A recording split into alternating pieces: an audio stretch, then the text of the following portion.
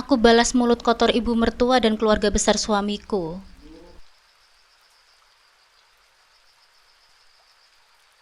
Assalamualaikum sahabat Bunda.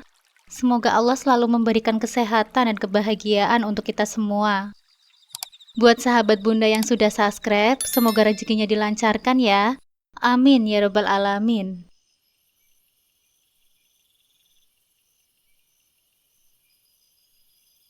Mas, kira-kira kapan Mas bisa pulang?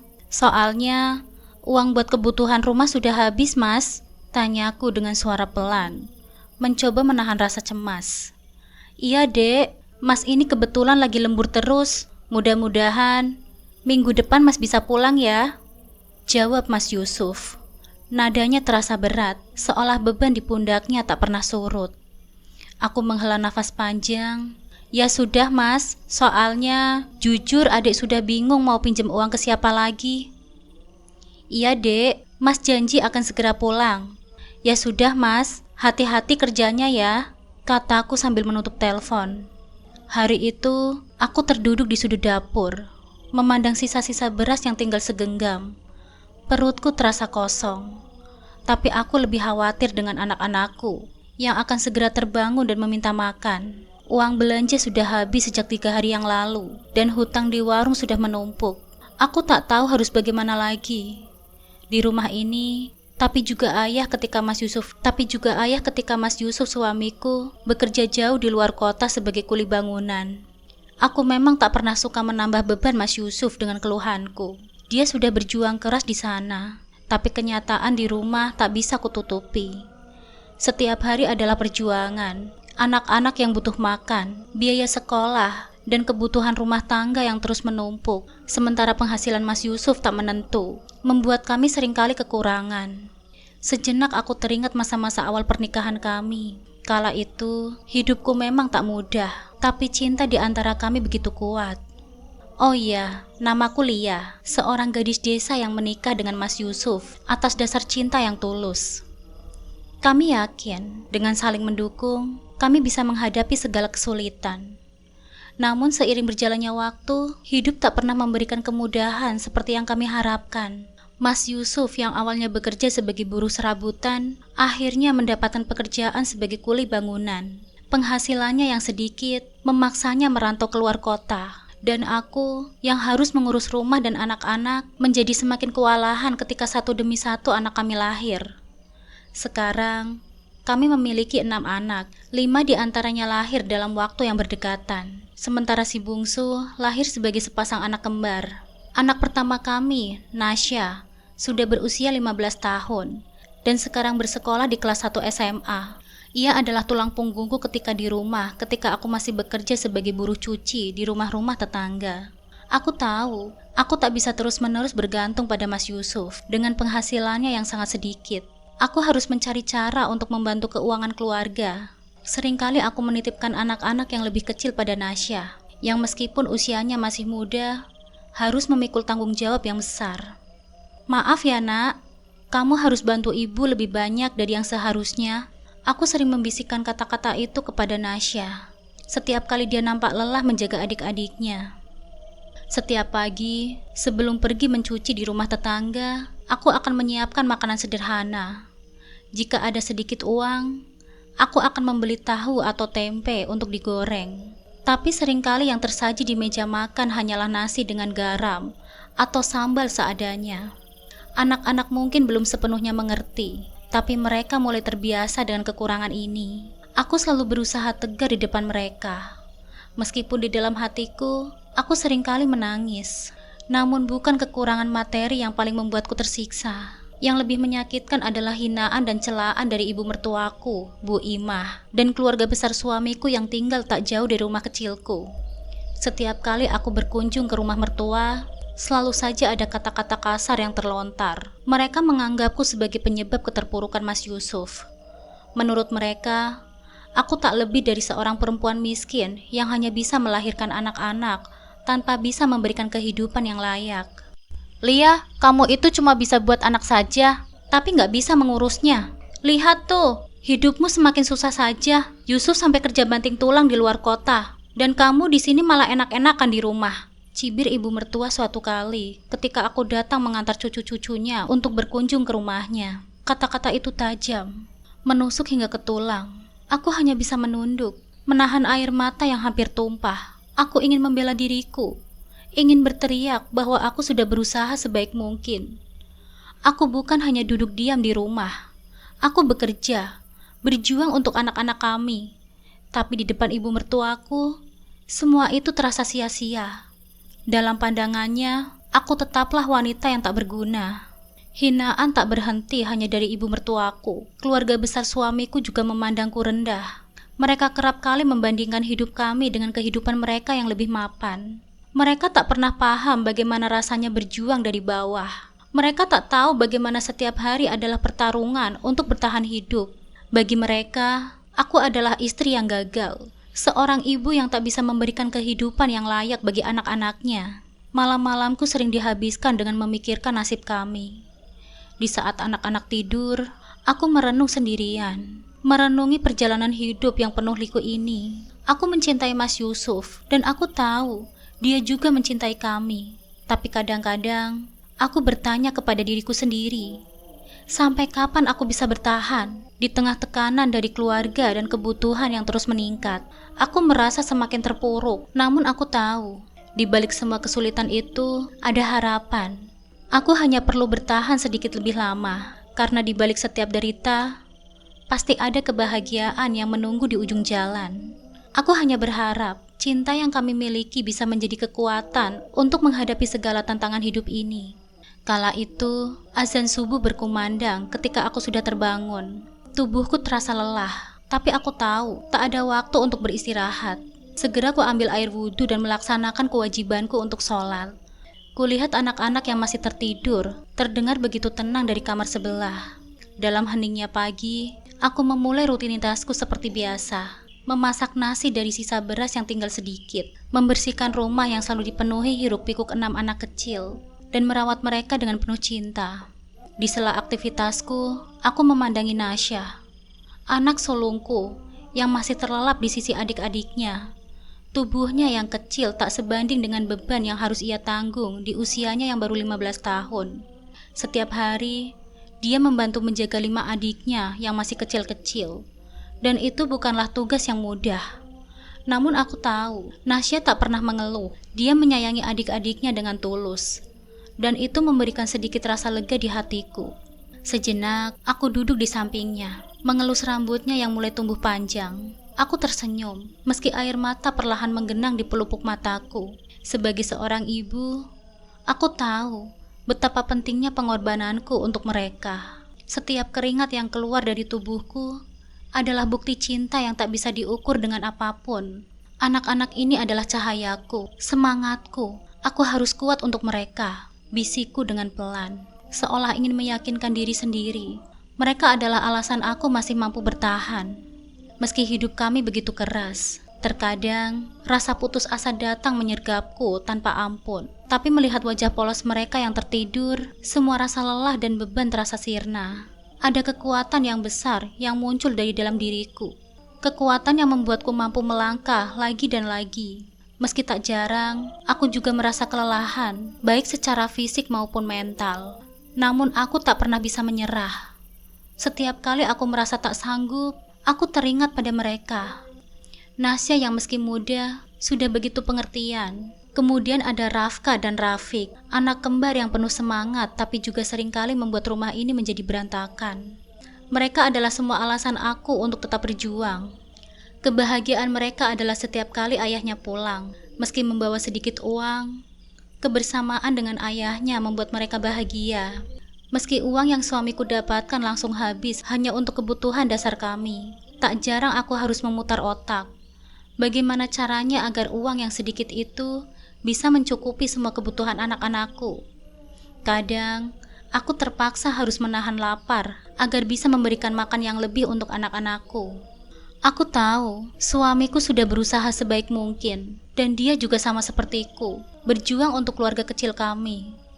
Setiap kali pulang, meskipun wajahnya terlihat lelah, aku bisa merasakan cinta yang tulus untuk kami. Ketika dia menggenggam tanganku dengan erat, lalu berkata, "Maaf ya dek, Uangnya hanya segini, tapi Mas janji nanti Mas akan cari tambahan biar kita nggak kekurangan lagi. Aku tahu betapa besarnya pengorbanannya. Seringkali aku berpikir, apa yang membuat kami begitu bertahan dengan segala kesulitan ini? Mungkin karena cinta. Cinta yang kami jalin sejak awal pernikahan, yang kini berkembang menjadi kekuatan untuk terus melangkah, meski badai terus menghalang. Kami tak punya banyak harta, tapi kami punya cinta yang besar untuk satu sama lain. Namun di balik semua itu, hinaan dari ibu mertuaku dan keluarga besarnya selalu ada setiap harinya. Meski aku selalu diam, itu bukan berarti aku tak merasa sedih atau marah. Setiap kali melihat hinaan dari ibu mertuaku dan keluarga besar Mas Yusuf, aku selalu menunduk, menahan rasa sakit di hatiku. Mereka tak pernah menghargai perjuangan kami. Bagi mereka, aku hanyalah perempuan yang hanya bisa melahirkan anak, tanpa mampu memberikan kehidupan yang layak. Kamu itu cuma tahu cara bikin anak saja, tapi nggak bisa mengurusnya.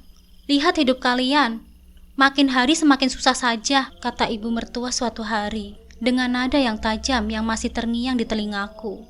Mereka tak pernah tahu betapa kerasnya aku bekerja, betapa aku berjuang siang dan malam demi memberikan yang terbaik untuk anak-anak kami. Hinaan itu menjadi cambuk yang menyakitkan, tapi aku tak punya pilihan selain menahannya. Bagaimanapun juga, aku tak bisa membalas mereka, karena aku tak ingin menambah beban Mas Yusuf. Mas Yusuf selalu memintaku bersabar. Dek, jangan pikirin omongan orang. Kita ini sudah berjuang. Dan yang penting, kita lakukan yang terbaik untuk anak-anak kita. Gak ada yang bisa mengerti perjuangan kita, kecuali kita sendiri. Dan aku tahu dia benar. Di balik segala kesulitan ini, aku tak pernah berhenti mencintai anak-anakku. Setiap kali mereka tertawa, bermain di depan rumah dengan riang, aku merasa semua pengorbanan ini sepadan. Meskipun aku lelah dan kadang ingin menyerah, cinta mereka memberiku kekuatan untuk terus bertahan. Setiap malam, setelah semua pekerjaan rumah selesai dan anak-anak tidur dengan lelap, aku selalu menyempatkan diri untuk bersujud kepada Sang Pencipta. Di saat itulah, keheningan malam menjadi satu-satunya teman yang setia mendengarkan keluh kesahku. Dalam kesunyian yang pekat, aku merendahkan diriku di hadapannya, menangis dalam doa-doa yang lirih, namun penuh harapan. Sujudku tak pernah hanya soal permintaan, tapi juga lebih dari itu. Aku memohon kekuatan, agar aku mampu melewati hari-hari yang berat, agar aku tetap kuat untuk anak-anakku, dan agar suamiku Mas Yusuf bisa diberikan kesehatan dan rezeki yang lebih baik. Ya Allah, hamba tahu ini adalah ujian darimu, tapi Engkau Maha Pengasih, Maha Penyayang. Berikanlah hamba kekuatan. Jangan biarkan hamba menyerah untuk anak-anak hamba. Bantulah suami hamba di tempat yang jauh, agar ia bisa pulang dengan membawa sedikit kebahagiaan untuk kami. Gumamku di setiap akhir sujud panjangku. Aku menangis, bukan karena ingin menyerah, tapi karena rasa lelah yang menumpuk begitu berat di pundakku. Meski begitu, dalam doa itu selalu ada ketenangan yang menyusup ke dalam hatiku. Ada keyakinan bahwa Tuhan tak akan membiarkan hamba-hambanya terpuruk selamanya. Setiap kali aku bangun dari sujud, hatiku terasa lebih ringan, seolah beban yang kupikul sedikit demi sedikit terangkat. Aku selalu berharap esok hari akan datang dengan sedikit keajaiban. Aku tak meminta banyak, hanya sedikit kekuatan lagi untuk bertahan. Aku butuh jeda, sebuah kesempatan untuk menghela nafas, meski hanya sebentar, sebelum kembali melanjutkan lari yang panjang. Karena bagiku, pengorbanan seorang ibu tak pernah sia-sia. Mungkin sekarang aku hidup dalam kesulitan, dalam hinaan dan cemoohan. Tapi aku percaya, suatu saat nanti, Tuhan akan memperlihatkan balasan atas segala pengorbananku. Meski tak dihargai oleh orang lain, aku tahu, suatu hari anak-anakku akan mengerti. Mereka akan tumbuh besar dan menyadari betapa besar cinta yang kutanam untuk mereka. Meski saat ini hidup kami penuh dengan kekurangan. Di balik setiap tetes keringat, setiap malam tanpa tidur, dan setiap air mata yang kucurahkan dalam keheningan, ada cinta yang tak tergantikan. Hari itu aku dan anak-anakku kembali berkunjung ke rumah ibu mertuaku.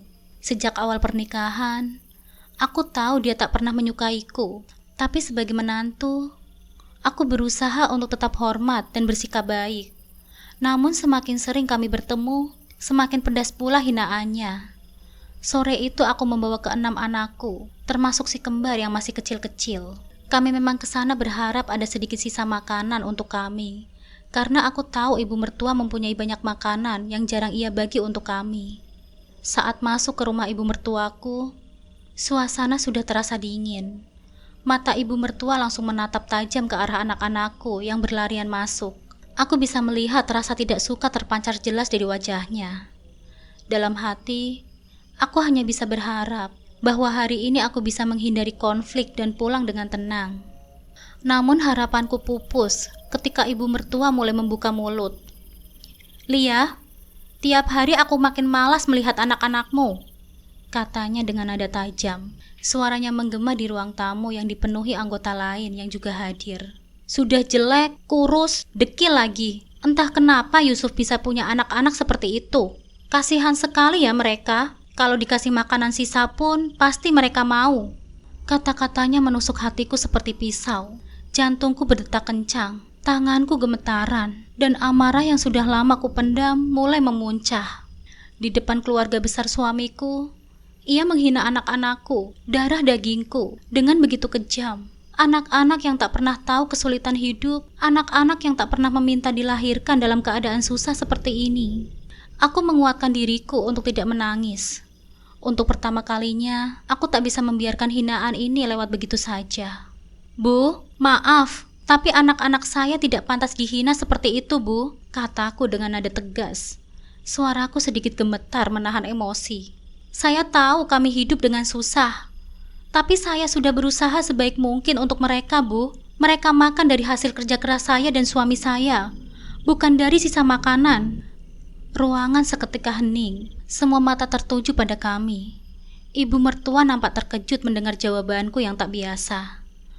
Namun bukannya mereda, amarahnya malah semakin meledak.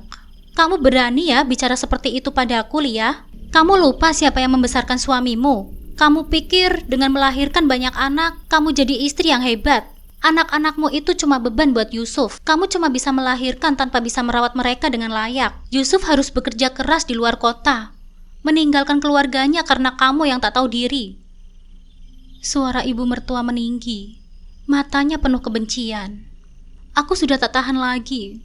Selama bertahun-tahun, aku menahan semua cemoohan ini. Tapi kali ini aku tak bisa diam saja.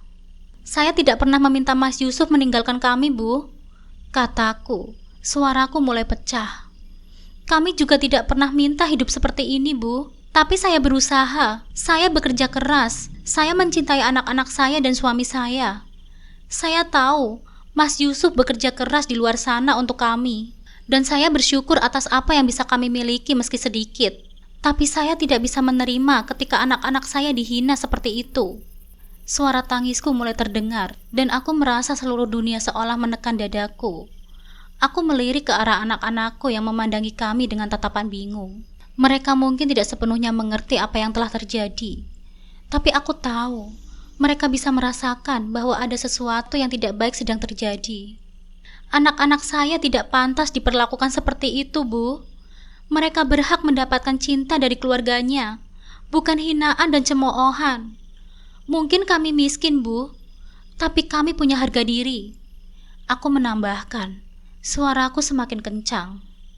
Keluarga besar suamiku, yang sejak tadi diam saja, mulai berbisik-bisik. Mereka mungkin tak menyangka aku akan berbicara seperti itu.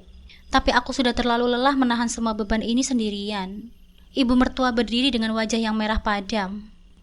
"Kamu memang menantu yang tidak tahu diri, Lia. Kamu tidak pantas masuk dalam keluarga ini," teriaknya sebelum berjalan meninggalkanku begitu saja. Aku berdiri terpaku, tanganku gemetar dan air mataku mengalir tanpa bisa kutahan.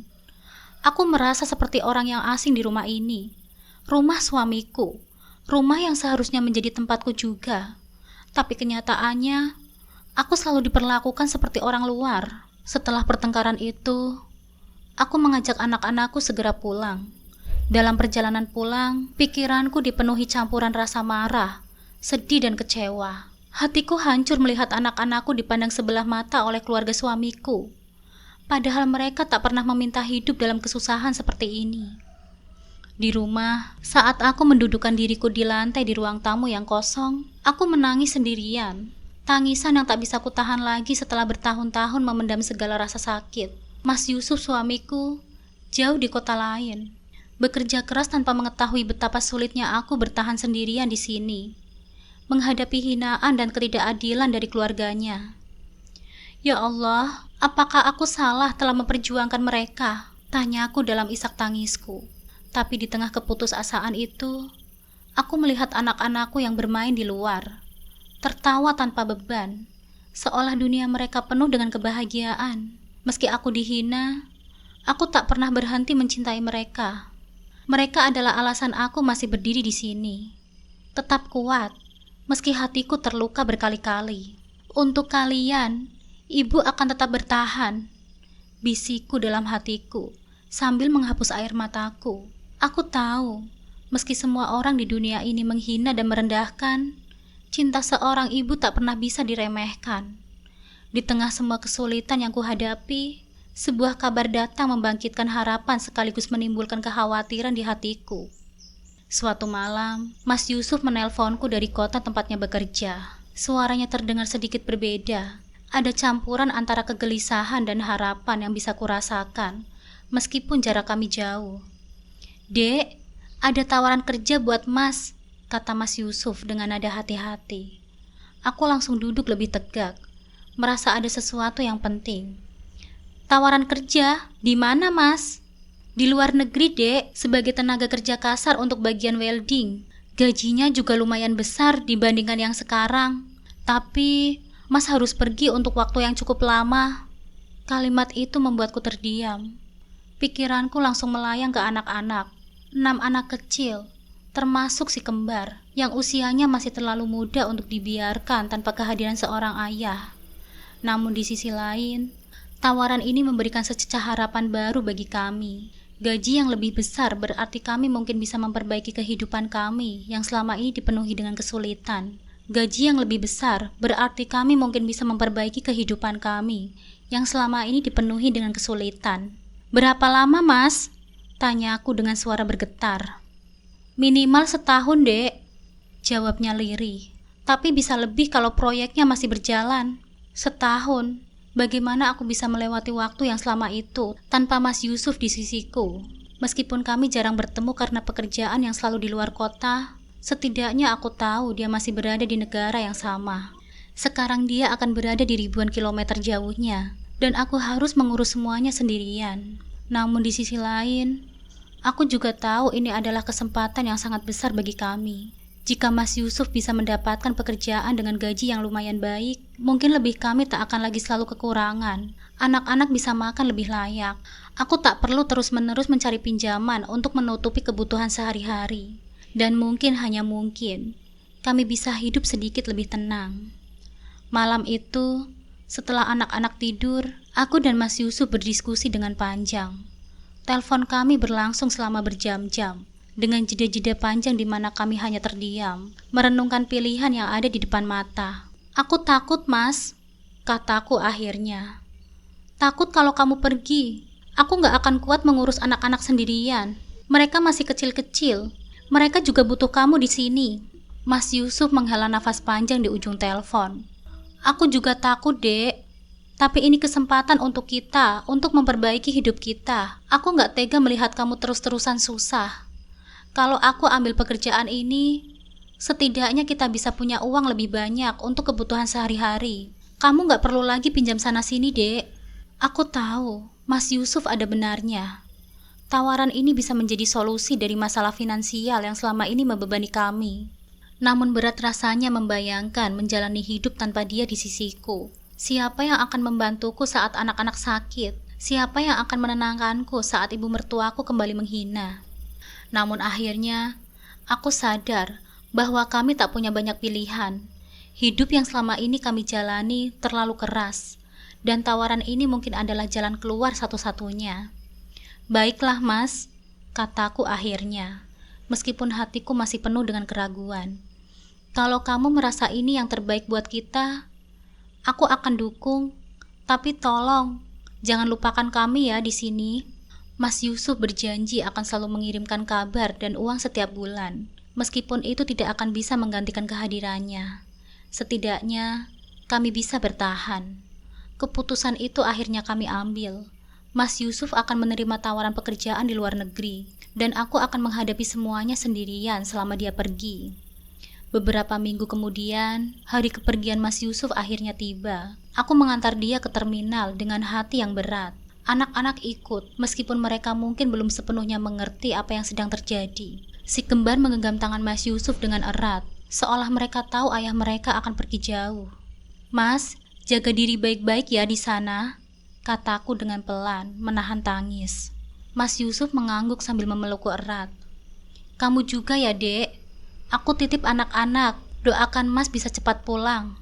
Kami berpisah di sana, di terminal yang penuh dengan orang-orang yang juga akan meninggalkan keluarganya demi mencari kehidupan yang lebih baik.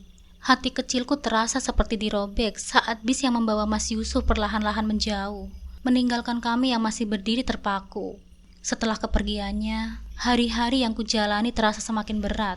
Mas Yusuf memang mengirimkan uang setiap bulan, tapi itu tak pernah cukup untuk menutupi semua kebutuhan. Anak-anak tumbuh dengan cepat, dan kebutuhan mereka pun semakin banyak. Aku kembali harus memutar otak mencari tambahan penghasilan. Selain itu, hinaan dari ibu mertua dan keluarga suamiku terus saja mengalir. Mereka menuduhku memanfaatkan Mas Yusuf, seolah-olah aku yang memaksanya untuk pergi bekerja jauh. "Lia, kamu itu cuma bisa menghabiskan uang Yusuf saja. Gara-gara kamu, dia sampai ke luar negeri." Ibu mertua seringkali berkata seperti itu setiap kali bertemu. Tak ada satupun yang berlalu tanpa air mata. Aku merasa seolah-olah beban dunia ada di pundakku. Malam-malamku dihabiskan dengan berdoa, memohon kekuatan dari Tuhan untuk bisa bertahan menghadapi segala ujian ini. Namun meskipun kesulitan semakin terasa, aku tahu ini adalah pengorbanan yang harus kami jalani demi masa depan yang lebih baik. Aku hanya bisa berharap bahwa suatu hari nanti semua ini akan terbayar, dan aku serta anak-anakku bisa hidup dengan lebih tenang. Setiap kali melihat anak-anakku tertawa atau belajar di rumah, aku menemukan kembali kekuatan untuk melanjutkan hidupku. Mereka adalah alasan aku bangun setiap pagi dan berjuang, meskipun tanpa kehadiran Mas Yusuf di sisiku. Dan meskipun perjalanan ini berat, aku percaya bahwa kami akan bisa melewati semuanya bersama-sama. Setelah setahun penuh perjuangan yang terasa begitu panjang dan berat, akhirnya secercah harapan mulai tampak. Di tengah segala kelelahan dan pengorbanan, akhirnya Allah memberikan kami titik cerah yang tak pernah kusangka-sangka akan datang secepat ini. Mas Yusuf pulang kembali ke rumah. Sore itu, pintu rumah terbuka dan aku melihat sosok suamiku berdiri di sana dengan senyum yang tak pernah kulihat sebelumnya. Senyum penuh kebanggaan dan kelegaan. Mas Yusuf kembali dengan membawa hasil dari kerja kerasnya di luar negeri.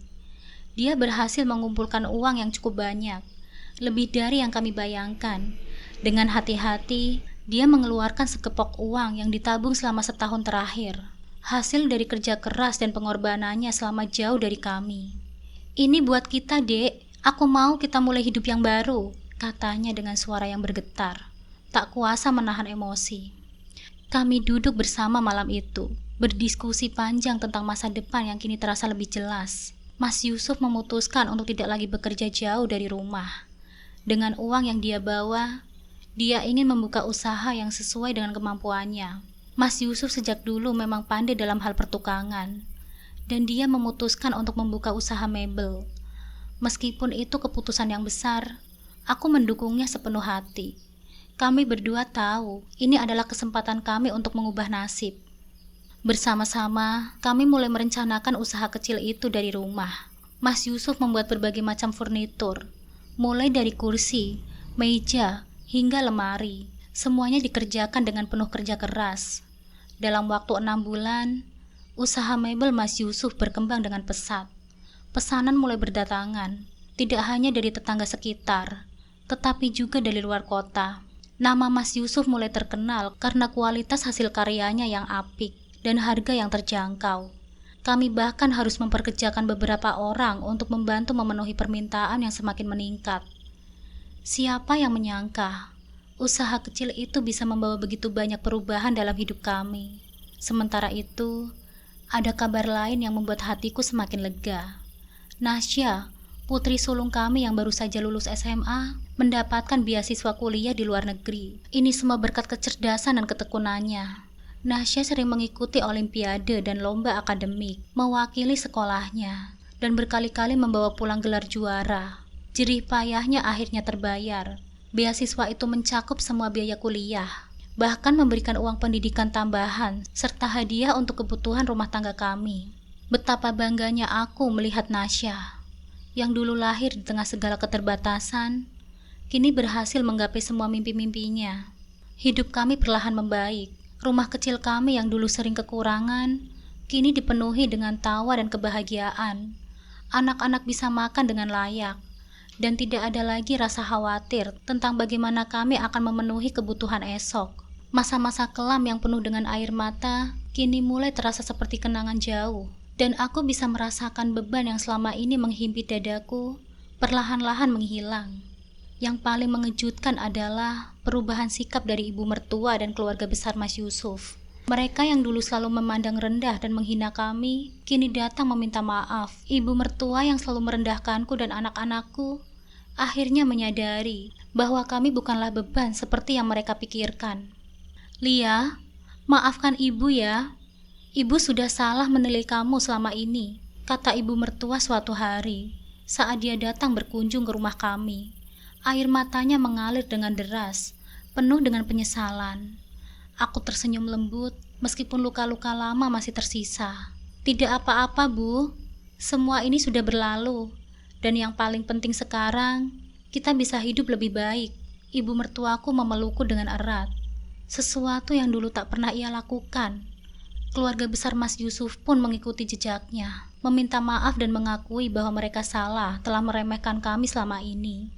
Mereka melihat bagaimana kami berjuang, bagaimana Mas Yusuf pulang dengan keberhasilan, dan bagaimana anak-anak kami tumbuh menjadi generasi yang lebih baik.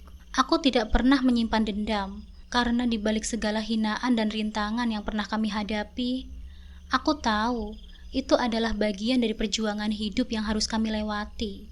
Tanpa kesulitan itu, mungkin kami tidak akan pernah bisa merasakan manisnya kemenangan ini. Kini hidupku telah berubah. Mas Yusuf dengan usaha mebelnya yang semakin sukses, Nasya yang akan segera melanjutkan studinya di luar negeri, dan anak-anak yang tumbuh dengan penuh cinta. Aku tak lagi merasa sendirian dalam menghadapi hidup ini, karena kami telah berhasil melewati badai bersama-sama. Aku tahu di masa depan akan ada lebih banyak tantangan yang harus kami hadapi, tapi aku juga tahu selama kami bersama, tidak ada yang tidak bisa kami lewati. Hidup kami mungkin dimulai dari titik yang terendah, tetapi kami berhasil bangkit. Ini bukan hanya tentang keberhasilan ekonomi atau materi, tetapi kekuatan cinta dan keteguhan hati dalam menghadapi hidup, dan itu adalah hal yang tak ternilai.